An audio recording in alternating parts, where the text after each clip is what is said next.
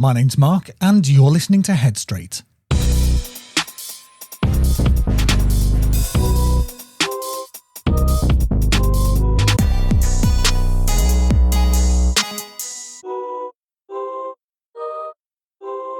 Hello, you lot, and welcome back. Now, last episode I said that we would start this one with a question, essentially, which is what I say at the end of every episode. But today we've got more of a statement that I hear lots of people say, and it's this: I can tell what mood you're in before you even speak. Now, maybe we've experienced this before. You know the way it works. Somebody walks into a room and you just know. Maybe it's something in their face, the way that they've shut the door. Maybe they've put their bag down slightly harsher than usual, or they haven't looked at you properly. Maybe they've said hello, but there was something about the way in which they said it that immediately made you think, hang on a minute, something's wrong. And sometimes it happens ridiculously quickly. You haven't had a conversation. They haven't told you anything in particular. There hasn't been an argument. But already you're watching them a little more closely because something feels different. Are they annoyed? Have I done something wrong here? Has something happened? Is this about to turn into something? Now, for some people, this isn't something they occasionally do. It happens all the time. You notice tiny changes in people, their expression, their tone of voice, how much they're talking, whether they seem distracted, whether they're behaving slightly different from normal. Things other people might not even notice seem completely obvious to you. And maybe you've become pretty good at this. Maybe you've had enough moments where somebody has said, "I'm fine," and you've thought, "No, you're not," only to find out later that you were absolutely perfectly right. So when someone tells you not to read too much into things, you might think, yeah, but I know people. I can tell. And perhaps you can. But there's something I want to explore in this episode, because there's a difference between being really good at noticing that somebody has changed and knowing exactly what that change means. And those two things can feel almost identical. And this is the bit we have to be really careful with, because sometimes you are right. Sometimes somebody really is annoyed. Sometimes the atmosphere really has changed. Sometimes a friend is pulling away, or someone is quieter than usual. Or there's something going on that no one has actually said out loud yet. You noticed it. And if that's happened enough times, of course you start trusting that feeling. You might even have had people tell you that you're reading too much into something, only to find out later that you actually weren't. So when someone says, "Maybe you're imagining it," that can feel pretty frustrating, because you're thinking, I'm not imagining it. I know what I saw. And you know, I really don't want to take that away from you. Some people are very good at noticing other people. They pick up on small changes. They remember how someone usually behaves. So when something shifts, they spot it really quickly. And that can be useful. The problem isn't necessarily that you've noticed something. The question is, what happens after you've noticed it? Because there can be a very small gap between something's changed and I know exactly what's going on here. And when you've been right plenty of times before, that gap can become almost invisible. You stop thinking, I wonder what's happening here, and start thinking, I know what's happening here. And that's where I think this gets interesting, because perhaps the thing we need to look at isn't whether you're good at reading people. Maybe it's what happens when noticing something starts to feel like proof. So let's stay with that for a minute, because I think there's an important difference here. You notice someone's face has changed. That is an observation. You think they're annoyed. That's an interpretation. Then maybe it becomes, they're annoyed with me. And before you know it, you've gone to, I've done something wrong. The first bit might be completely accurate. Their face did change. Their voice did sound different. They did suddenly go quiet. But everything after that is your brain trying to work out what those things mean. And we all do this. We're constantly interpreting other people. Most of the time, we don't even realise that we're doing it. The strange thing is, it doesn't usually feel like you're guessing. There isn't some obvious moment where you stop noticing and start interpreting. It can all happen so quickly that the two things almost merge together. So instead of thinking, I've noticed something and I'm trying to work out what it means, it can feel much more definite. I know they're angry. I know this is about me. I know what's coming next.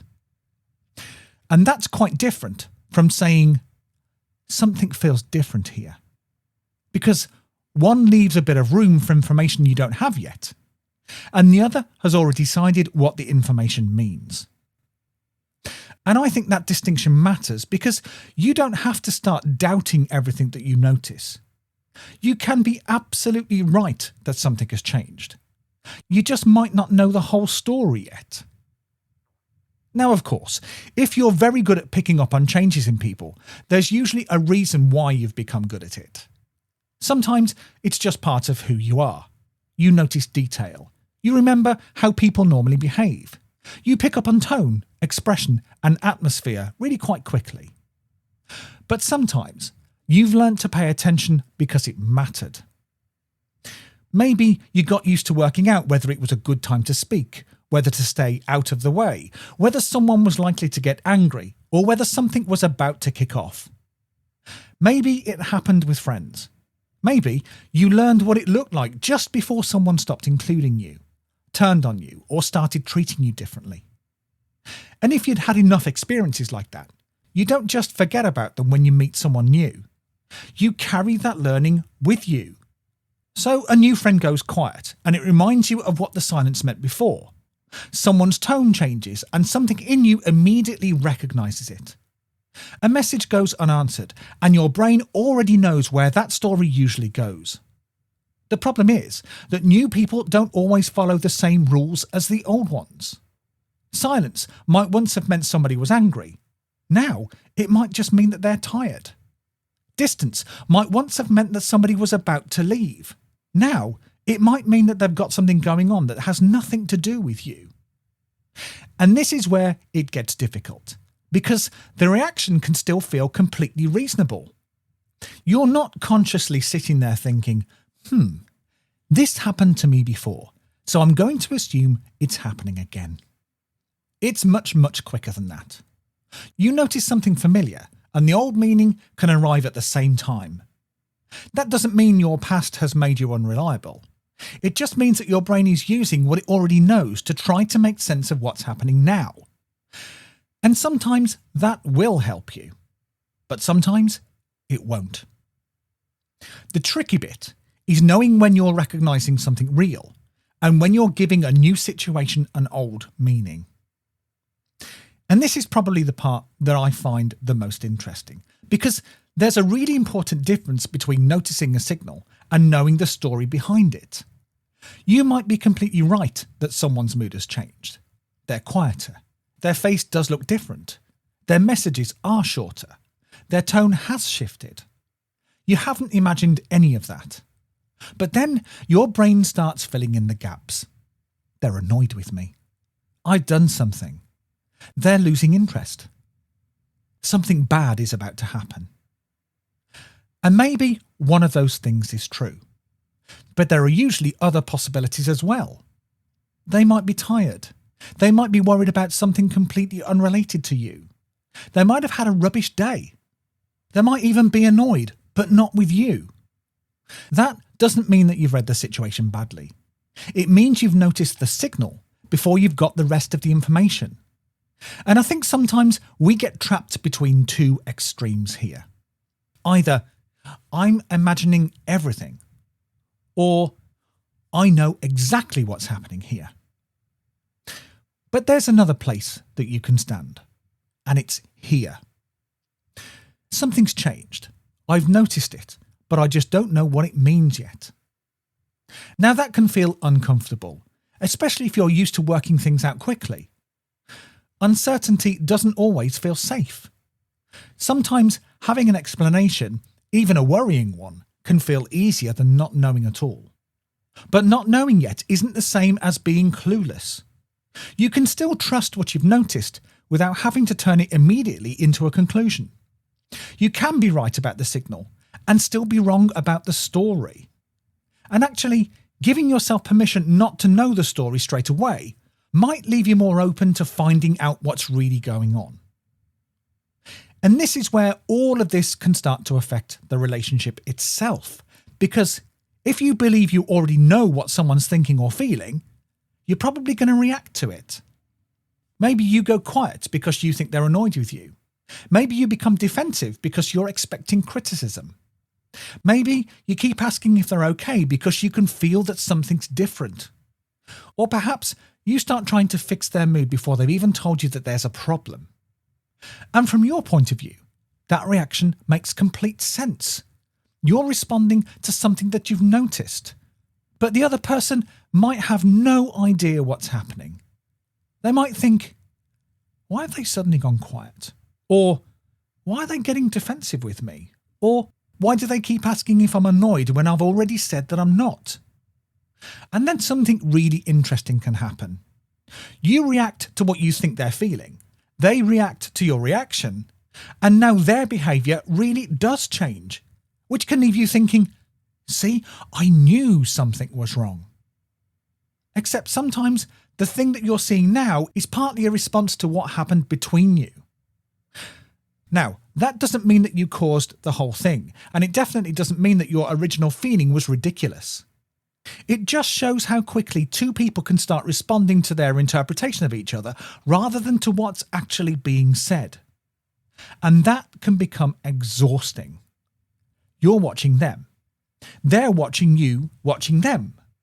Both of you are trying to work out what the other person means, and somehow no one's actually talking about what's going on. There's another side to this as well. If you become convinced you already know where something is heading, you might protect yourself before anything has actually happened. You pull away first. You decide that they're losing interest. You assume they're angry. You prepare for rejection before there's been any rejection. And sometimes that might save you from getting hurt. But sometimes it means you start responding to an ending that hasn't happened yet. Which brings us back to the same question. Not, should I stop trusting what I notice?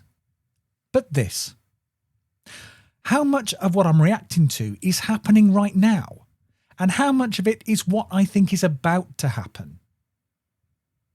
So, where does that leave you? Because I don't think the answer is to stop trusting yourself. That would be completely missing the point. You might genuinely be very good at noticing people. You might pick up on things quickly, and there may have been plenty of times when that instinct has helped you to understand what's happening around you. But trusting yourself doesn't have to mean believing every interpretation immediately. Maybe it can look more like this. I've noticed something. I think their mood has changed. Something feels different. And then leaving just a little bit of space before deciding why. Now that space matters, because there's a big difference between saying they're angry with me and I think they might be angry with me. One sounds certain, the other leaves room for something you don't know yet. And that doesn't make you less confident in yourself. Actually, I think this can be a stronger kind of confidence. You're able to trust what you're noticing without needing to have the whole situation worked out immediately. You can think, this is what I'm picking up, but I might not have the full picture yet. And if you're someone who's spent a long time trying to stay one step ahead of other people, that can feel really difficult, because uncertainty means waiting. It means not knowing. It means resisting the urge to fill in the blanks straight away. But maybe trusting yourself isn't always about being right. Maybe sometimes it's trusting yourself enough to cope with the fact that you don't know yet. You don't have to ignore the feeling. You don't have to tell yourself that you're imagining things.